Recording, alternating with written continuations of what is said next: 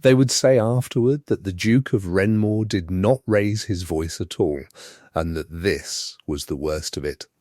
A raised voice can be forgiven as heat, as the ungoverned spillage of a man pushed past his sense.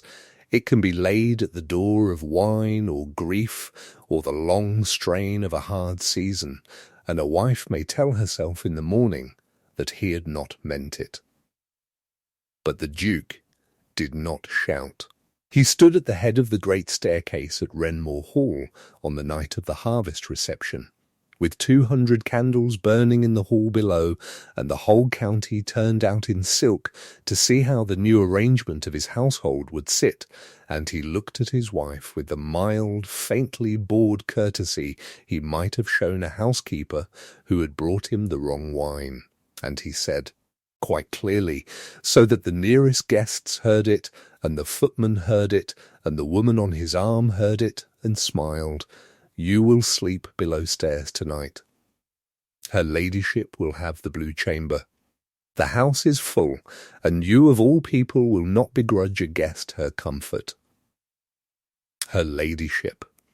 He meant Lydia Carrow, who was not a lady at all by any reckoning the College of Arms would honour, but who had arrived 3 days before in a hired chaise with 6 trunks, and the settled air of a woman who has been promised a room and means to keep it, and who now stood upon the Duke's arm in a gown the colour of poured cream, with the Renmore sapphires that had lain against the throat of every Duchess of Renmore for 140 years, clasped cold and bright at her neck. The blue chamber was the Duchess's chamber. It had been the Duchess's chamber since the house was built, and Eleanor, Duchess of Renmore, who had run that house for 4 years with a quiet and total competence that not one guest below had troubled to notice, inclined her head the precise degree that courtesy required, and said, "Of course." That was all, of course. 2 words, and a small curtsy, neither too deep nor too shallow, offered to her husband and to the woman wearing her jewels, and then she turned and went, not down into the bright hall where the music was starting, but along the gallery and through the low door at its end that the family never used, the door to the back stair, the servants' stair, the narrow, unlit spine of the house down which the coals and the chamber pots and the trays of cooling food travelled unseen. She took a single candle from the sconce by that door. She did not take a maid. She went down. If you have ever been made small in a room full of people who chose, in that moment, to look at their shoes, if you have ever been handed a humiliation so quietly that to protest it would have made you the one who broke the peace, so that your only remaining dignity was to accept it and go, then you already know something of what Eleanor felt on that stair, and you will understand why what she did next was not weakness, but the coldest and most complete kind of strength. Tell me, if you have known such a night where you were watching from, I think there are more of us than the world admits.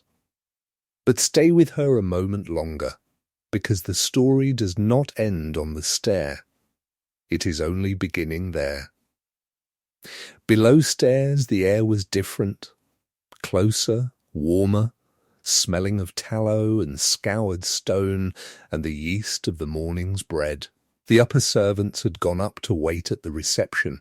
Only the youngest remained, 2 scullery maids and a boy who turned the spit, and they came to their feet in a scramble of alarm when the Duchess appeared among them with her candle and her reception gown, and her face perfectly still.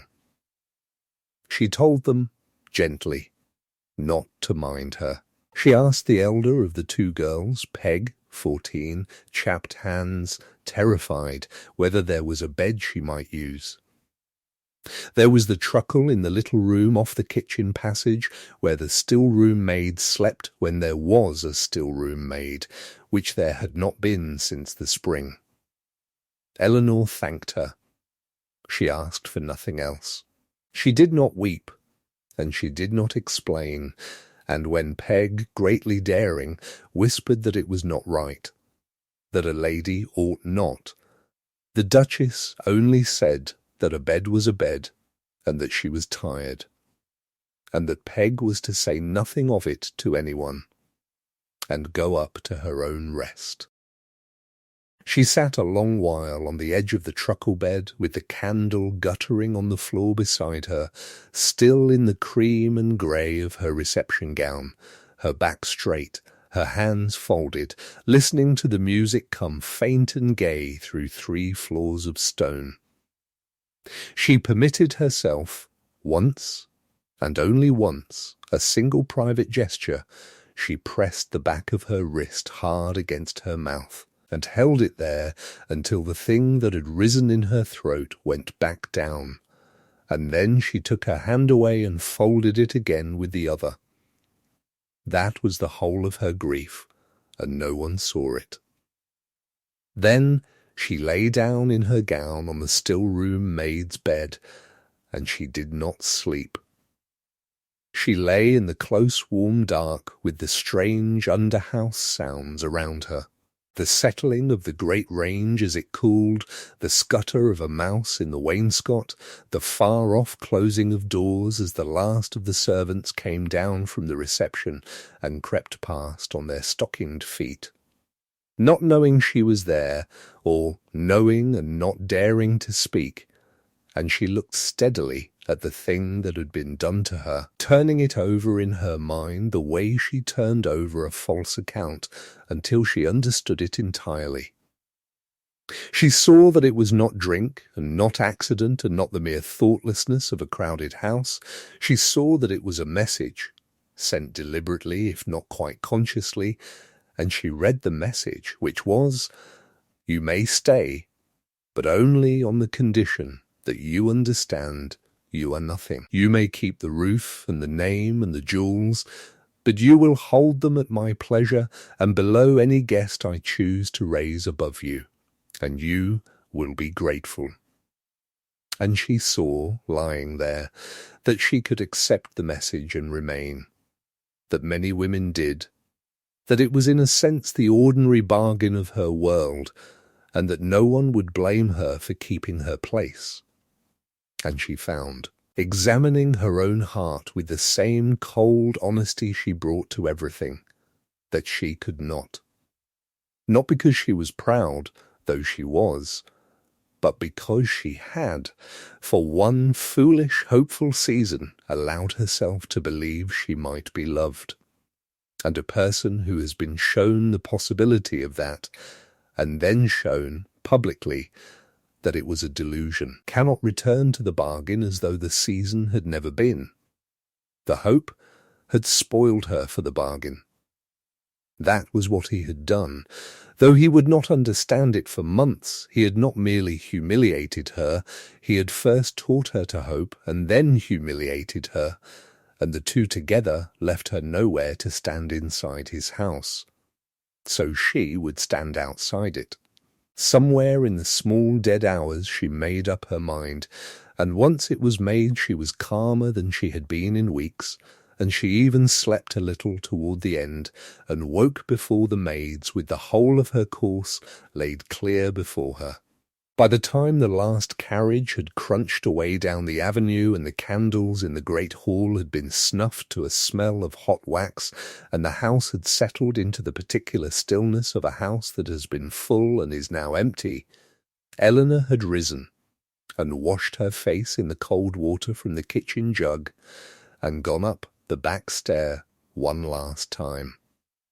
She did not go to the blue chamber.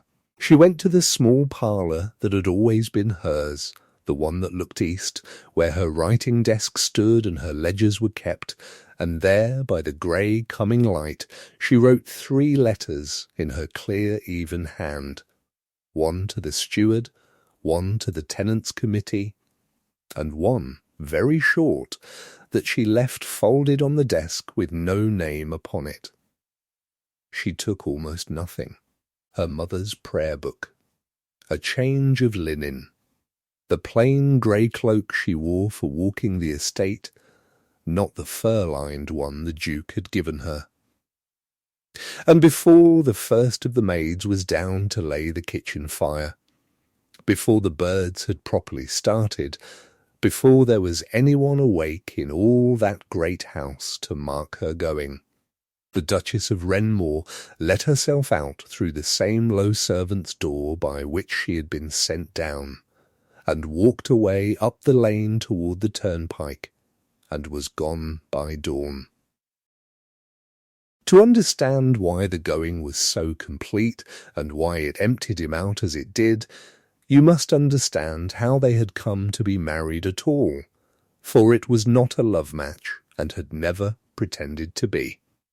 Eleanor Vane had been the daughter of a Bristol wool merchant named Josiah Vane, a shrewd, hard-working man who had overreached in the American trade and been ruined in a single bad season when 3 ships failed to come home, and who had died within the year, leaving his only child a name that creditors spat and a competence in figures that no one thought a lady had any business possessing. The Duke, Marcus Ashworth, 6th Duke of Wrenmore, had needed money, plainly and unromantically, for the Wrenmore estate was land rich and coin poor and mortgaged to the roofline, and there had been an arrangement, brokered by lawyers, whereby what remained of the Vane fortune was folded into the sinking estate, and Eleanor was folded in with it. And the Duke got his solvency, and Eleanor got a title and a roof, and both of them understood the terms, and neither of them spoke of them. She had come to Wrenmore at 23, and she had looked at the ruin of its accounts the way another woman might look at a sick child, and she had set to work. What she had done in 4 years, no one at the great reception could have told you, because she had done it without display. She had gone through the estate books line by line and found the leaks, the bailiff who took his tithe twice, the timber sold below its worth to a cousin of the agent, the drainage of the low meadows so long neglected that 40 acres of good land lay sour and unfarmed every wet winter. She had learned the drainage herself, from a treatise and from an old Dutch engineer she wrote to and paid out of her own pin money, and she had walked those meadows in patterns in the rain and marked where the water stood, and the ditches were cut to her plan, and the 40 acres came back into wheat. She knew every tenant by name, and knew which of them was behind and why, and which was behindhand from idleness, and which from a dead cow or a sick wife, and she dealt with the 2 cases differently. And the estate that had been bleeding when she came to it was, in the 4th year, quietly and unspectacularly in the black. The Duke knew that his affairs had mended. He did not know, or did not let himself dwell upon, how. It was easier to believe that things had come right of themselves, that a turn in the markets or the natural resilience of good land had done it, than to sit with the knowledge that the Bristol merchant's daughter he had married for her money had saved him a second time with something he valued far less than money and understood far less well, which was her mind. It is worth telling how it began, that work, because the beginning of it holds the whole of who she was. She had come to Wrenmore a bride of 3 weeks, and on her first morning in the house she had asked, quite simply, to see the books, and the request had caused such consternation among the men who managed the Duke's affairs that she understood at once she had found the sickness by asking after the one thing no one wished her to see. They had put her off. They had brought her, after 3 days of delay, a single fair copied abstract, clean and reassuring and false. She had thanked them, and had said nothing.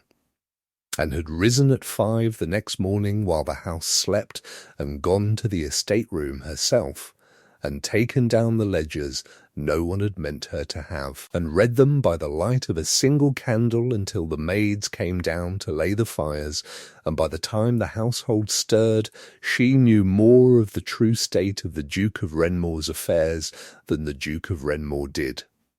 She did not confront anyone. She simply began, from that morning, to be always a little ahead, to know which questions to ask, which answers were shaped, which men to keep and which to let go, and she let each of the guilty ones depart of his own accord, with his character intact and a quiet word that told him she knew, so that no scandal touched the house, and no one could say the new Duchess had come in like a besom sweeping. It took her a year to make the estate honest, and another to make it solvent, and she did it so gently that the Duke believed the mending to be the natural consequence of his own good management, and she let him believe it, because she had learned that a man will forgive you anything sooner than being saved in a way he can see.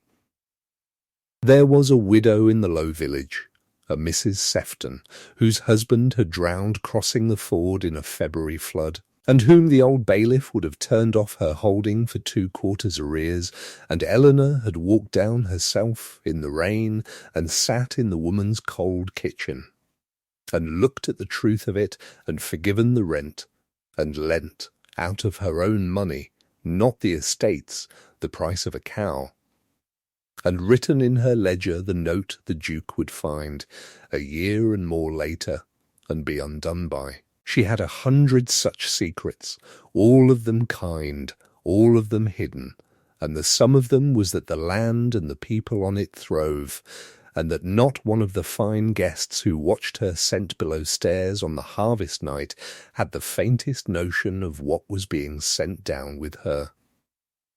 His coldness, too, had a history, as coldness always does. Marcus Ashworth had loved once, extravagantly, at 22, a beautiful and celebrated woman named Klein, who had let him love her through a whole London season, and had then, at a ball at Carlton House, with half the ton looking on, laughed at something a friend murmured in her ear, and glanced across the room at him, and turned away, and married a Marcus with a larger fortune within the month. He had learned from Klein the lesson that a certain kind of proud, wounded man learns and never unlearns, that to feel is to be exposed, and to be exposed is to be laughed at, and that the safe thing, the only safe thing, is to feel nothing where anyone can see, and to keep the whip hand always, and to be the one who withdraws his regard before it can be withdrawn from him. He had married Eleanor precisely because she asked nothing of his heart, and when, in the 4th year of their marriage, he had found himself, one evening, watching her read by the fire, and feeling something in his chest come unclenched, that had been clenched for 15 years. The old terror had risen in him like cold water, and he had, without quite admitting to himself that he was doing it, gone looking for a way to prove that he did not feel it. And Lydia Carrow, handsome and shallow and undemanding of anything but comfort, had been the proof he reached for. For the cruelty of it was that the hope had been real, and had been on both sides, and had been just beginning. Eleanor was not a woman who hoped easily. Life had trained it out of her. But there had been small things in that 4th year. The Duke had taken to coming to her east parlour of an evening on no particular errand, and sitting with a book while she worked at her figures. And once he had read her a passage that had made him laugh, and she had looked up and laughed too, and for a moment the room had held something neither of them named. He had begun, once or twice, to say we where he had always said I. We shall drain the far meadow. We shall have the roof done before winter.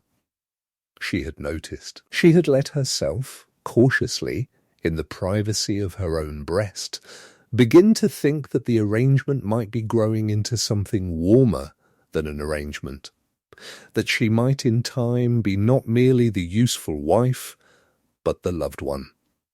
She had bought, with her own money, a book she thought he would like, and had left it where he would find it, and had watched him find it and turn it in his hands and say nothing, and had told herself that his saying nothing was not indifference, but the same shyness she felt. And then Lydia Carrow had come, and the blue chamber had been given away on the great staircase before the county, and Eleanor had understood, all at once and completely, that the hope had been hers alone, or that if it had been his too, he had killed it rather than be seen to hold it, and that the humiliation on the stair was not an accident of a crowded house, but a message, and the message was, "Do not hope." She had received the message, and she had gone. The house discovered her absence slowly, the way a body discovers a wound taken in the heat of a fall, not all at once, but in a spreading cold. The maids found the truckle bed empty and neatly made. The steward found his letter and read it twice, and sat down. The cook stood in the kitchen at noon with a question about the week's ordering and no one to ask it of, because for 4 years the answer to every such question had been the Duchess, and the Duchess was not there. It was past 2 in the afternoon before word reached the Duke, who had risen late and ridden out and come in expecting his household to run as it always ran, and who was told by his valet, in the careful voice servant's use for news they would rather not carry, that her Grace appeared to have gone away in the night, and had left a letter. He read the letter alone in the east parlour. It was very short. It did not reproach him. It said that she had done what he had asked, she had slept below stairs, and that having done so she found she could not stay, and that she wished him and Miss Carrow every comfort of the blue chamber and of the house, and that the steward had her instructions for the drainage and the Michaelmas rents, and would not need her further. It was signed, not Eleanor, not your affectionate wife, but simply E. Vane. She had taken back her father's name. She had taken nothing of his, not even the name he had given her, and the small, cold completeness of that undid him more than any scene could have done. He told himself, for the better part of a week, that it did not signify. He told himself that she would come back, that a wife had nowhere else to be, that the thing would blow over and she would return chastened, and they would not speak of it. He was, in those first days, more angry than anything, angry with the high, thin anger of a man who has been shown himself and does not like the sight, and Lydia, installed in the blue chamber, wearing the sapphires, ringing for things and countermanding the servants and finding the house somehow unaccountably difficult to run, did nothing to soften his temper. But the week passed, and Eleanor did not come back, and the house began, in 100 small ways, to go wrong.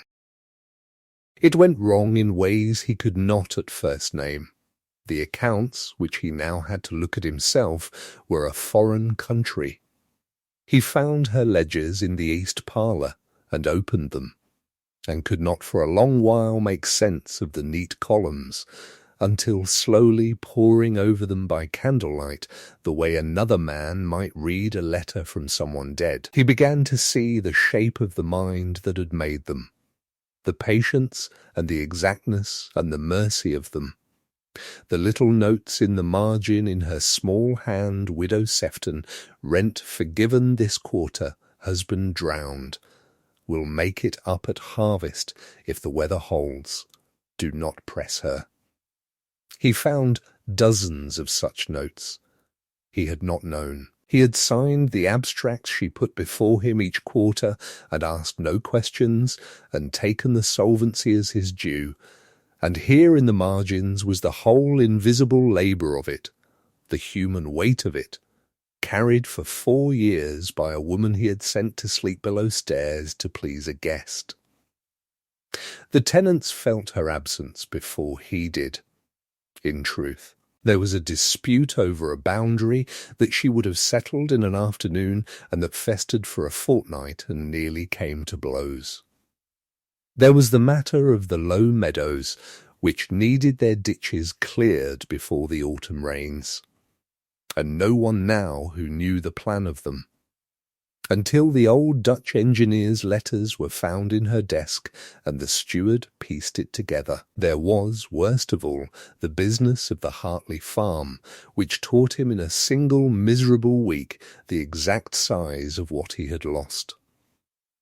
Young Hartley had come up to the house to beg an abatement of his rent, his barley having failed in the wet, and the Duke, meaning, for once, to do the generous thing, to be the kind of landlord Eleanor had been, had granted it, grandly, on the spot, the whole quarter's rent forgiven, and had discovered within the fortnight that he had been comprehensively deceived, that Hartley's barley had not failed at all, but been sold quietly across the county line, and that the whole village now knew the Duke could be worked by a hard luck story and a bent knee. So that a dozen more such applications came in behind the first. Eleanor would have known Hartley for a liar in the first minute. She knew every acre of every farm, and what it had borne and what it should have borne, and no man had ever cozened her, because her kindness was not softness but justice, and justice sees clearly where mere good nature is blind. The Duke had the kindness of a man who wishes to be thought kind, which is a different and a weaker thing, and the estate began to feel the difference, and the difference had a name, and the name was Eleanor, and she was in Bristol. The village, which had not loved the Duke, and had loved the Duchess without his ever noticing, grew quiet and wary, in a way that a landlord feels the way he feels a change in the weather. And into this slow unraveling came the two people who would not let him look away from what he had done.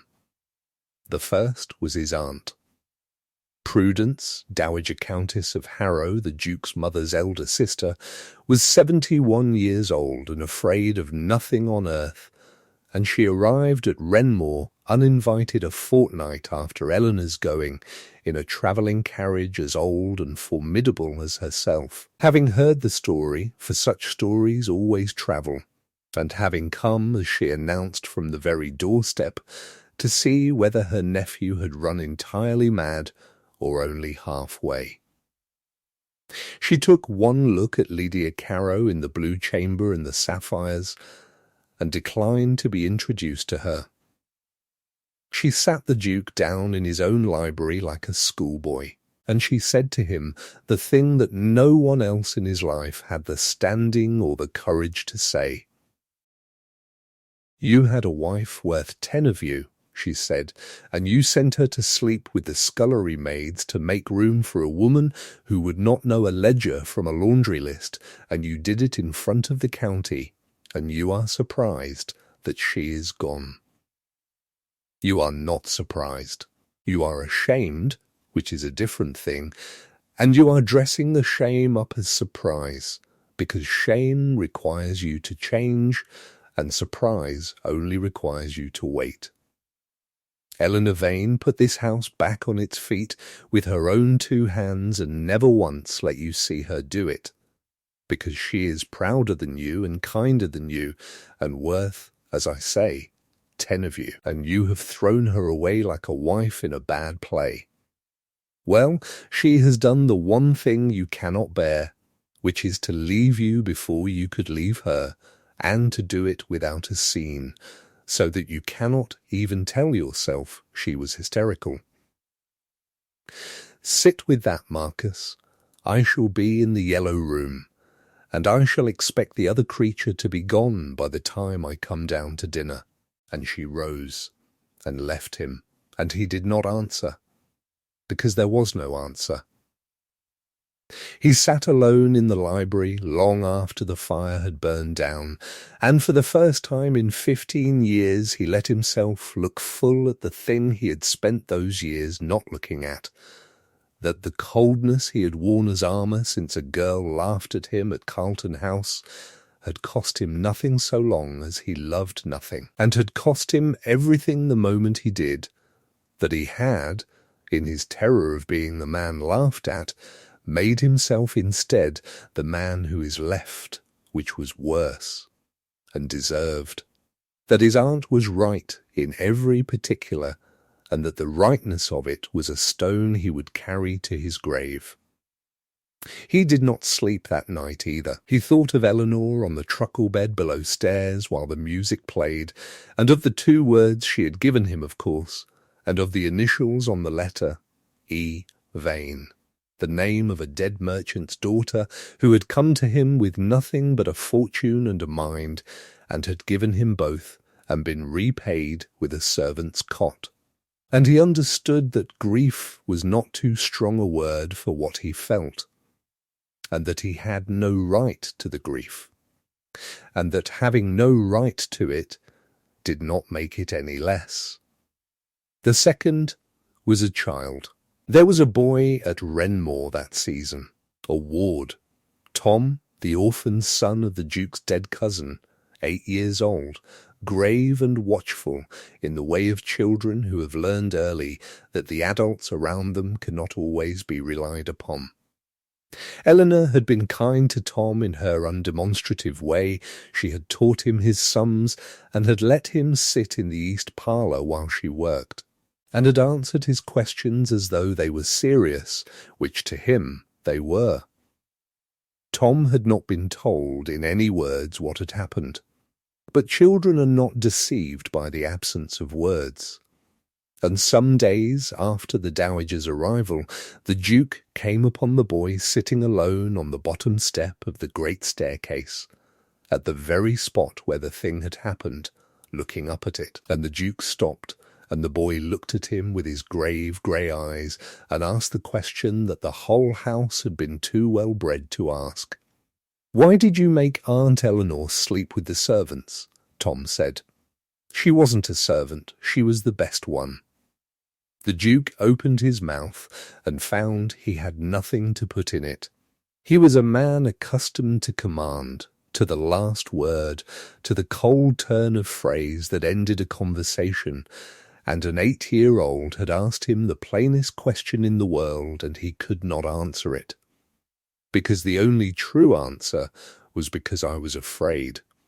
And you cannot say that to a child, and you cannot, once you have heard yourself fail to say anything else. Go on pretending to yourself that there is any other answer. He said at last that he had made a great mistake. Tom considered this. "Then you should say sorry," the boy said, with the terrible simplicity of his age, "and not just say it. Aunt Eleanor says sorry is a thing you do, not a thing you say." And he got up and went about his own affairs, leaving the Duke standing at the foot of the stairs with the whole architecture of his self regarding ruins about him. Lydia Carrow, meanwhile, was overplaying her hand, as such women in such stories generally do. Not from any deep villainy, but from the simple misreading of her position. She had taken the blue chamber and the sapphires as the beginning of a settled reign, and she began to behave as its queen, to demand the household keys from the housekeeper, who refused her with a rigid country courtesy that was more insulting than any refusal. To speak slightingly of the absent Duchess in front of the servants, who closed around the name of Eleanor like water around a stone. To press the Duke, at last, on the matter of the tenants and the rents, suggesting that the low meadow farms might be let go to a grazier she happened to know, who would pay well and save all this tiresome business of drainage and forgiven rents. And the Duke, hearing her lay out in her comfortable voice a plan that would have turned 40 families off land they had held for generations to line the pocket of her acquaintance, saw her, suddenly and completely, for what she was, saw the shallowness where he had wanted ease, the greed where he had wanted comfort, the absence, above all, of the thing he had thrown away, the buried, unshowy, ferocious care for other people's lives that had lived in Eleanor's marginal notes. He did not make a scene. He was learning, perhaps, from his wife, that the quiet act is the powerful one. He told Miss Carrow that evening with perfect courtesy that the arrangement did not answer, that a carriage would take her to the town in the morning and a sum would be settled on her that was more than generous, and that he would be obliged if she would leave the sapphires on the dressing table. She wept and raged and called him names that would have curled the county's hair, and in the morning she went, and the blue chamber stood empty, and the sapphires lay in their case, and the great house was quiet. And the Duke understood that emptying the house of the wrong woman did not fill it with the right one, and that Eleanor was still gone, and that finding her and undoing what he had done were two separate labours, the second far harder than the first. Finding her was not in the event difficult, she had not hidden. She had gone to Bristol, to the modest house of her father's old clerk, a decent man named Hollis, who had never believed the worst of Josiah Vane, and she had taken 2 small rooms there and set up, with the quiet efficiency she brought to everything, as a keeper of accounts for the merchants of the city. For it turned out that a woman who could untangle the finances of a bankrupt dukedom could untangle a good deal else, and that there were men of business shrewd enough to care more for the quality of her work than for the novelty of her sex.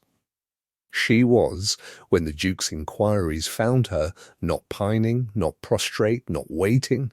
She was working, and paying her own rent, and eating her own bread, and she had made herself, in a matter of weeks, a small hard-won independence that owed him nothing.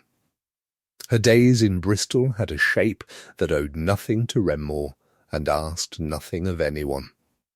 She rose early, as she had always risen, and breakfasted with the Hollises, who treated her not as a fallen duchess to be pitied, but as Josiah Vane's clever daughter come home, which was the kindest thing they could have done, and which she never forgot.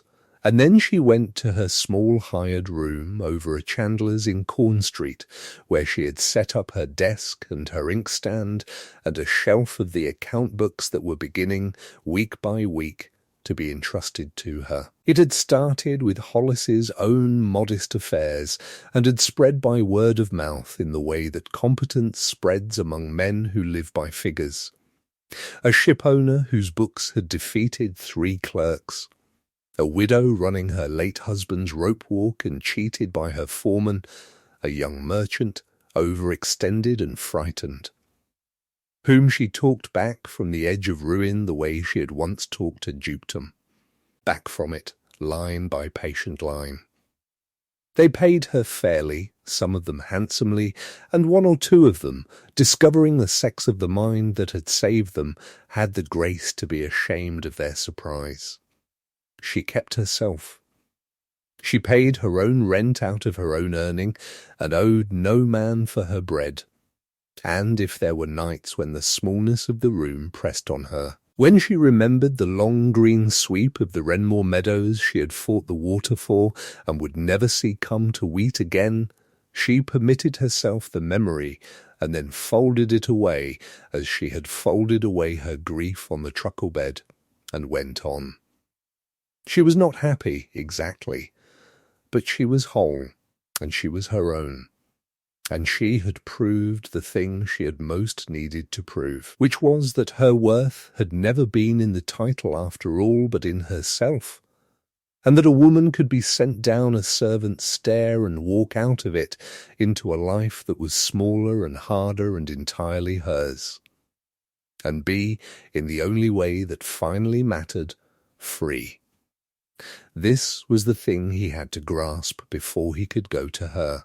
And to his credit, he did grasp it, that he could not go to Bristol to rescue her, because she did not need rescuing, that he could not offer her a return to the safety of Renmore as though safety were the thing she lacked, that he had nothing to offer her that she could not now provide for herself, except the one thing, and that he would have to offer that one thing plainly and take his chance of its refusal. But before he went to her privately, the county gave him the chance, or rather forced upon him the necessity, of defending her publicly, at a cost to his pride that he could measure and chose to pay. It happened at the Michaelmas Assembly, the great half-yearly gathering of the county families, where the same people who had watched him send his wife down the servant's stair were now avid to watch him bear the consequences.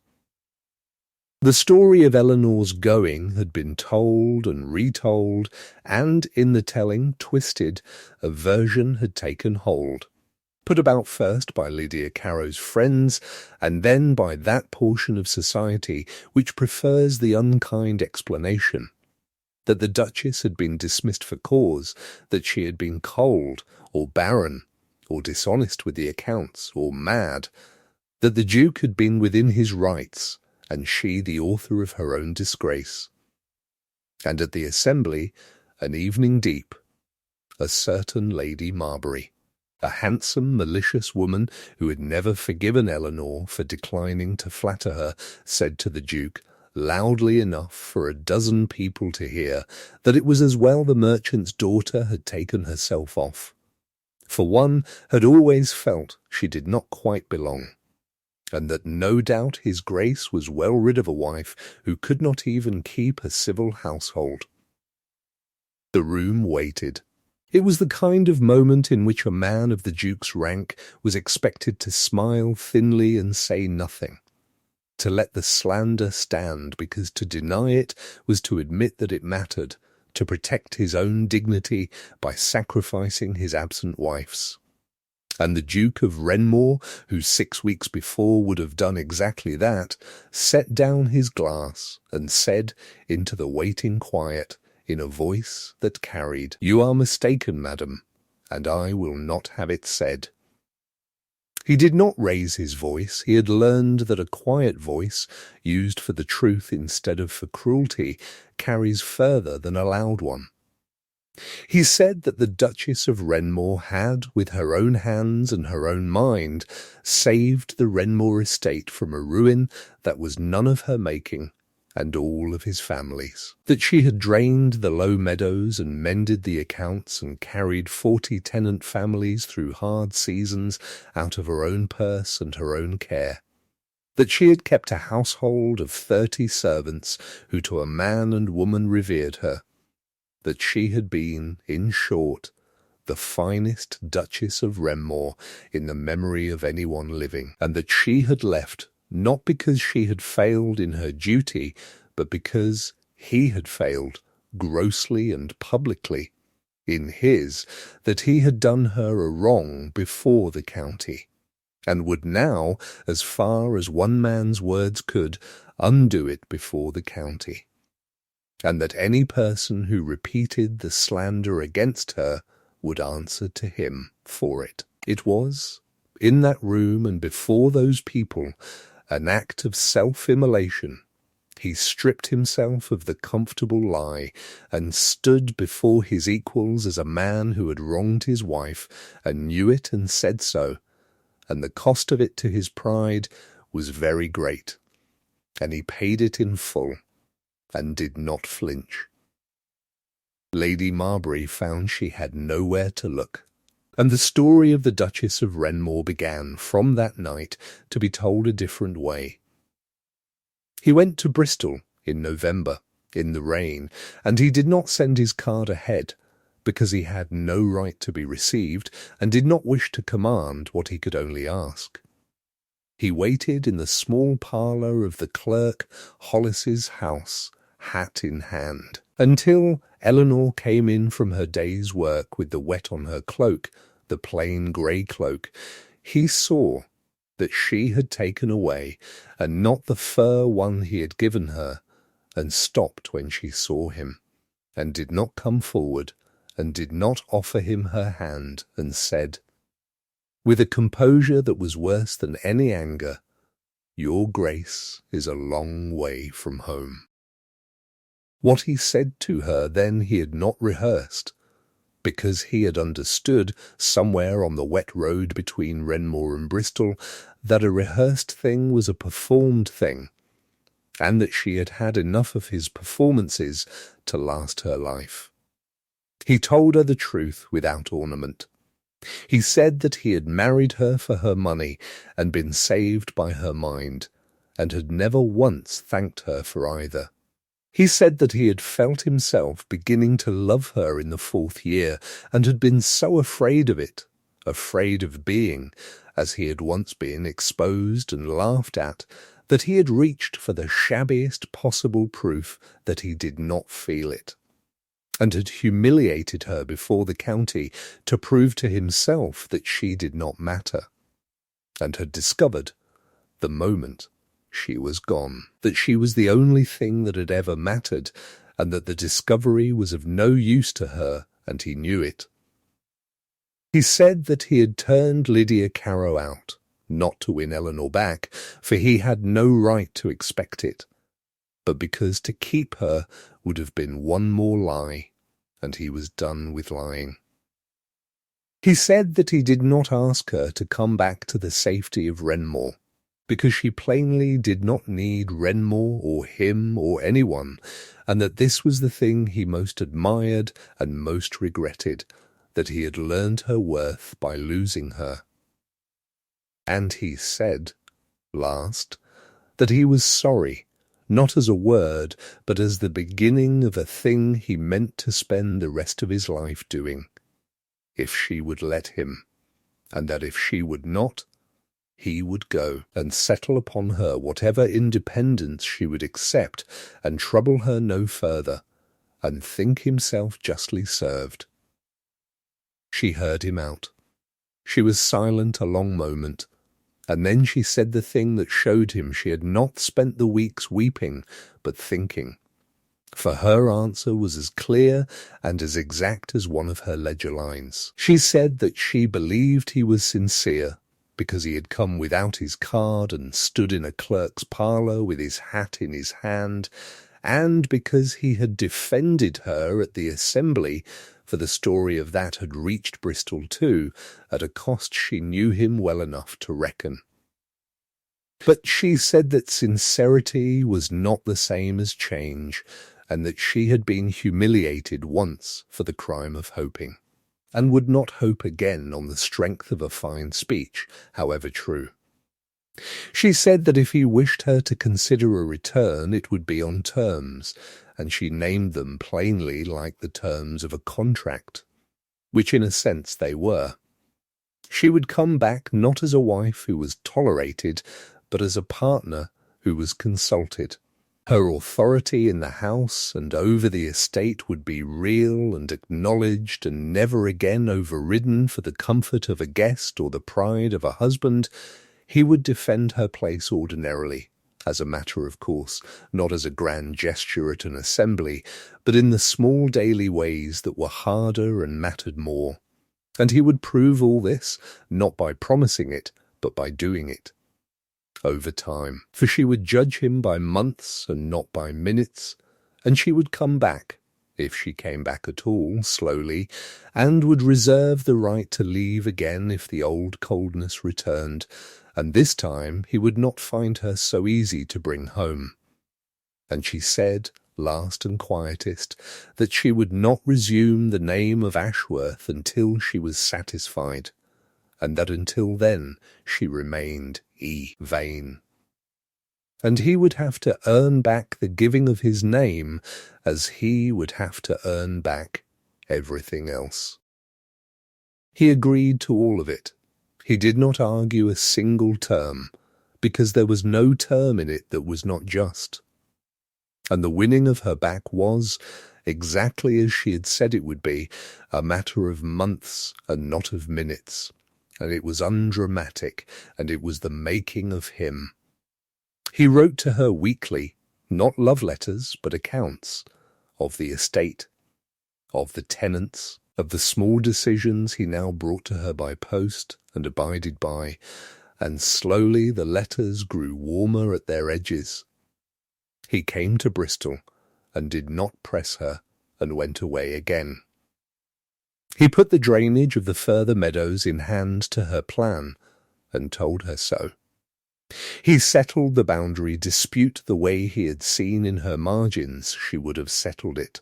He was patient, which he had never been, and steady, which he had never been, and when at the turn of the year she consented to come back to Renmore to visit, she said, and see, not to stay, not yet. He had the east parlour made ready for her exactly as she had left it, her desk, her ledgers, her chair. And he did not put her in the blue chamber, and he did not put her below stairs. He asked her where she would like to sleep, and abided by her answer. The true proof, the one the whole county came to speak of, came in the January thaw, when the river rose. It rose as it had not risen in 20 years, swollen with snow melt off the high moor and 3 days of warm rain. And it came down upon the low meadows in the dark of a Tuesday night, with a sound the oldest men said they had heard only once before, and it threatened not only the 40 acres Eleanor had won back from the water, but the whole low village beyond, 20 cottages and the mill and the lives in them. The alarm came up to the house at midnight, and the Duke rode down at once, and found at the broken ditch where the water was coming through 100 frightened people, and no one who knew what to do, no one but his wife, who had risen from her bed at the first shout and pulled on the plain grey cloak and come down before him, and who stood now on the bank in the lantern light with the flood-water black and loud below her, and who alone in all that crowd understood the drainage she had built, knew which sluice would take the pressure, and which bank would hold, and which must be cut to save the rest, knew it the way she knew her own hand. And the Duke of Renmore, 6th of his line, did the thing that a year before would have been unthinkable to him. He put himself before the whole village under his wife's command. He asked her plainly in front of them all what was to be done, and when she told him, he did it, and had every man there do it, and went down himself into the freezing black water to his waist to set his shoulder to the hurdles where she directed. Taking her orders as any labourer took them, the Duke waist deep in the flood, doing what the merchant's daughter told him, hour after hour through the bitter dark, until the grey of dawn showed them the cut had held and the sluice had drawn, and the low village was saved, every cottage of it, and the water was falling. It was not chivalry. He did not do it to be seen doing it, though all the county saw it and told of it after. He did it because she was right, and he was wrong, and the lives were real, and because he had learned, at last and at great cost, the difference between the pride that must always command and the strength that knows when to obey.